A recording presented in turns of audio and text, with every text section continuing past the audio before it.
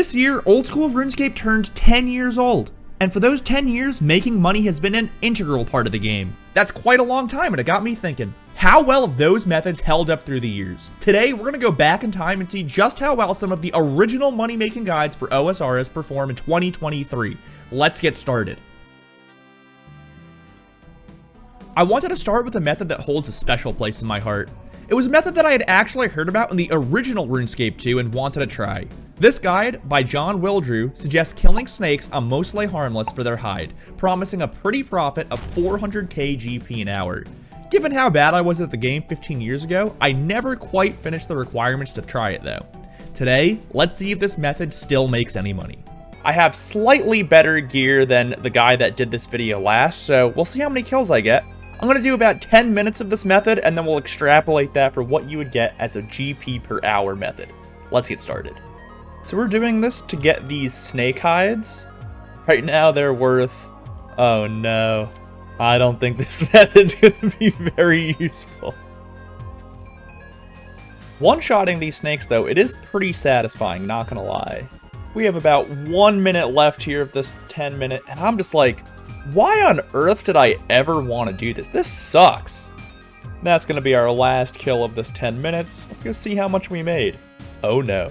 It's not close to 400k an hour. I think you can expect roughly 30k an hour from this method nowadays. Let's try something else.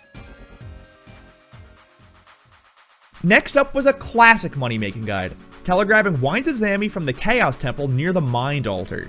I have a feeling though that this method will have lost quite a bit of its value given all the new ways to obtain Wines of Zami since 2013. This video claims to be around 200k GP an hour, let's go see for ourselves. With having the Ferox Enclave and having the looting bag, I think it's going to be a lot faster to loot and get back. It's definitely not better than just doing this in the wilderness, but we'll see how much better it was compared to back then. However, I think the price of Wine of Zami may be a lot lower. I'm going to see how long it takes me to get a full inventory and a full looting bag, and then we'll figure out what that means for how many per hour you can get. And there it is. Wait, these guys attack you? Apparently, I'm really dumb, and you can see how much of a noob I actually am, that I had no idea that if you brought Zamorak monk robes, you could actually go onto the top floor and you don't have your stats drained. So I'm going to start again, this time using the right equipment to actually get there. So we have 2 here to steal from. I can literally just telegrab it from here and then go right up the ladder. I think this is going to be way faster than just waiting at 1. The problem doing it this way is just that my stats are going to get lowered, but I think the fact that you're getting twice as much than if you had just stayed at 1 makes it well worth doing both. Plus, I can simply just restore my stats at Ferox Enclave when I need to bank. So I think with that combined, this is the optimal way to get Wines of Zami in this little temple. So the advantage of bringing the looting bag. Right now, I'm about to fill up my inventory here.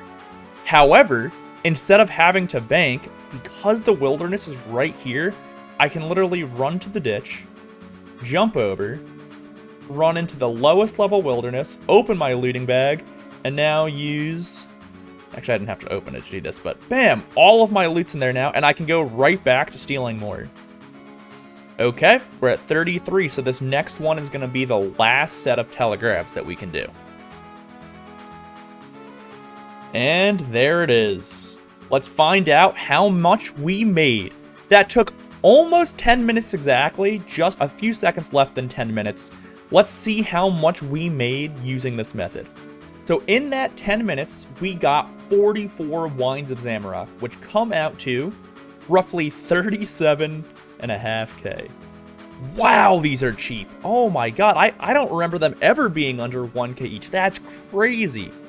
That said, this method still holds up decently well. 225k GP an hour. That's more than the rate from the video. This next method was also something that interested me back in the RS2 days, picking up white berries to sell. Back in the day, I heard about picking up the spawn in the Elven lands, so this will be my first time trying it in the wilderness. Let's see if this method still makes money.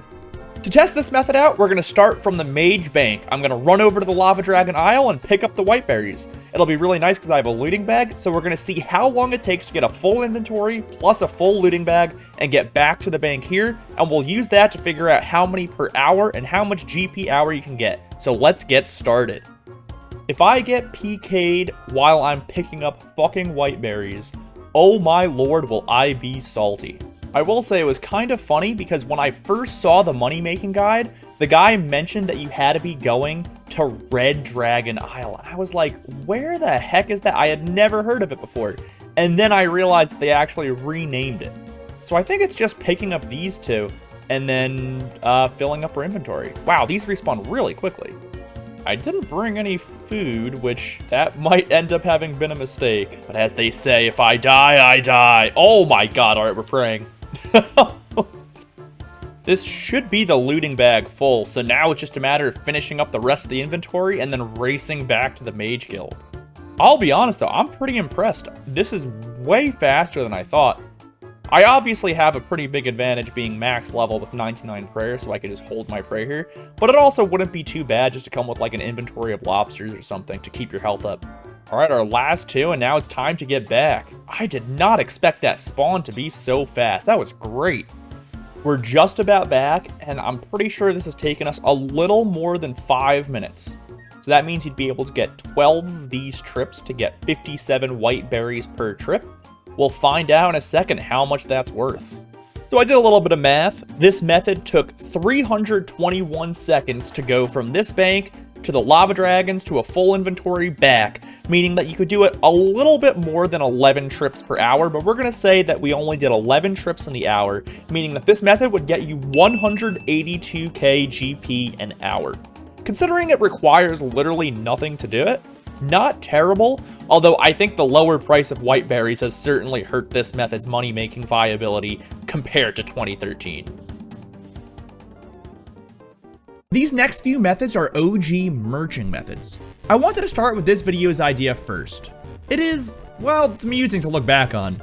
Our man Zytam suggests buying vials of water in Ardoin to merch. Before the Grand Exchange, people would use websites such as Zybez to make trades, and at this moment in time, vials of water were apparently worth more than 250 GP each. He was even kind enough to provide a table showing how much profit you can expect to make. Let's update this for 2023 prices and oh lord. Well, this method certainly doesn't work anymore.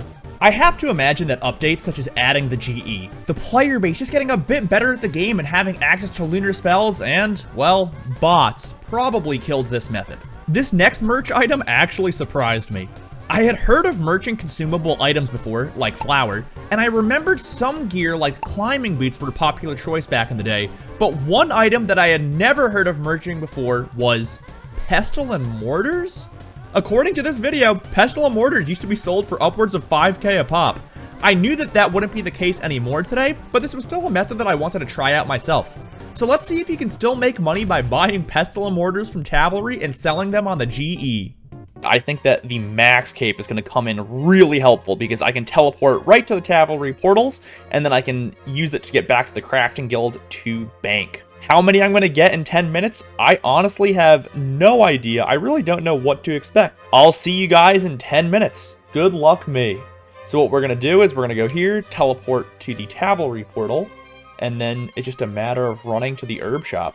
I don't think there's a faster way of doing it. How many does he store? 3, okay. Oh, I'm so sorry, Druid. Oh, I'm so sorry. No, I've ruined my method. Oh no. They all look the same. 2 minutes left. So at this point, this is going to be my last inventory here trying to buy them. Really, a limiting factor is how long it takes to hop from world to world. That seems to be the most waiting, as you can see here. So how many you get per hour really just depends on how fast your world hopping is. 10-minute timer is about to go off, and it's actually crazy, but it's coinciding almost perfectly with finishing this inventory. So we got 4 full inventories worth of pestle and mortars in 10 minutes.